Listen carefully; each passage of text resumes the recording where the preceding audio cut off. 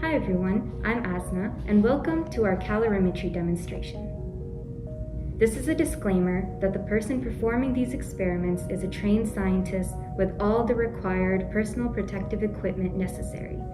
Please do not attempt this at home. The materials you'll need for this demonstration are a stand with a clamp apparatus, an aluminum can with a hole near the bottom, a glass beaker, some water, a thermometer, and a food item or chips such as Cheeto or a Dorito. Living things need energy to survive. Animals, including humans, can't create energy from the sun like plants do, so we need it from someplace else. And we get this energy through consuming food. Maybe you've heard of the term a calorie before, but what exactly is a calorie? A calorie is essentially a unit of heat energy.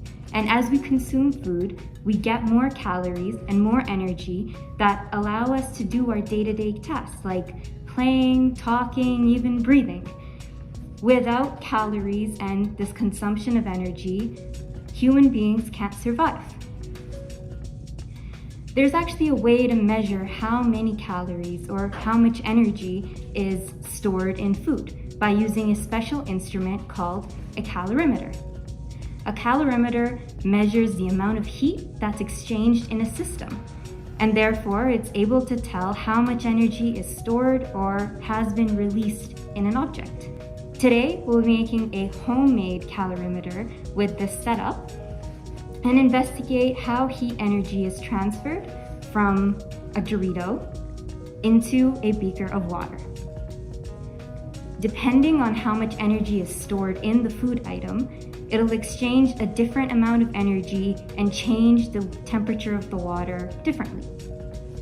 So we'll begin by filling our beaker with roughly 100 mils of water. Next, we'll take our thermometer and set it into the water. Allow the thermometer to stabilize and really settle on one temperature in the water before you begin your experiment. Once we see that the thermometer has stabilized to one specific temperature, we will put our food item of interest, in this case a Dorito, into our aluminum can. Settle it at the bottom and make sure that your beaker of water is settled right over where the Dorito is in the can.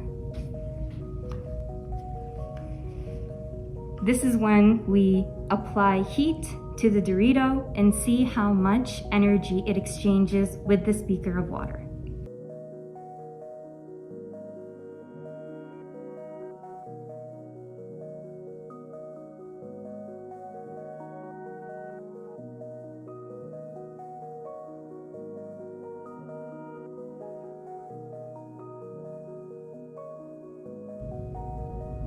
Watch as the temperature slowly starts to rise as your Dorito is heated up. If the fire goes out, go back in and light it up a second time.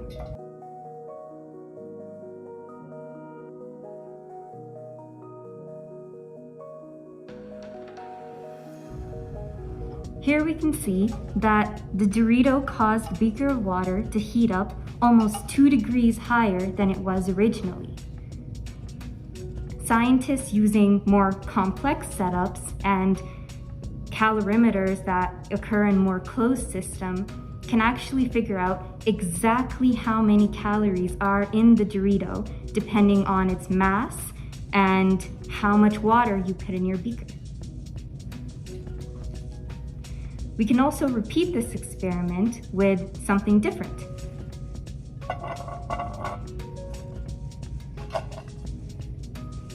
In our case, we can try a little cheese puff and see how the change in temperature is different in this than it was in the Dorito. Before we go on to try the cheese puff, we've reset our water and allowed our thermometer to stabilize in the new temperature of water again. Now, we'll take our cheese puff and place it once again just at the bottom in the center of the aluminum can. Make sure your beaker is right on top of the Cheeto, and we'll light it again to see how the temperature changes.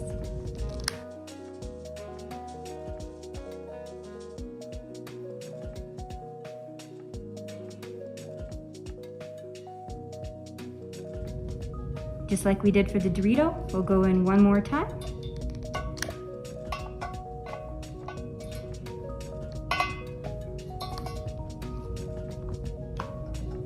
Now let's watch how the temperature changes.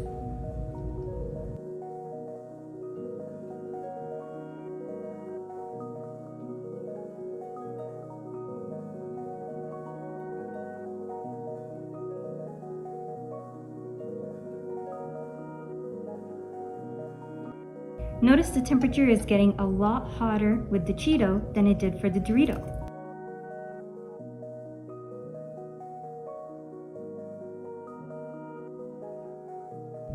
This time, it climbed up to 3 to 4 degrees hotter than it did the first time. This could mean that there's more calories or heat energy stored inside of the Cheeto than there is in the Dorito. We can do this with any sort of food item, and with more advanced calorimeters that don't allow the heat to escape, we can get an exact number. So, you see, calories are an important part of life, and we need its energy to survive, and it's all around us.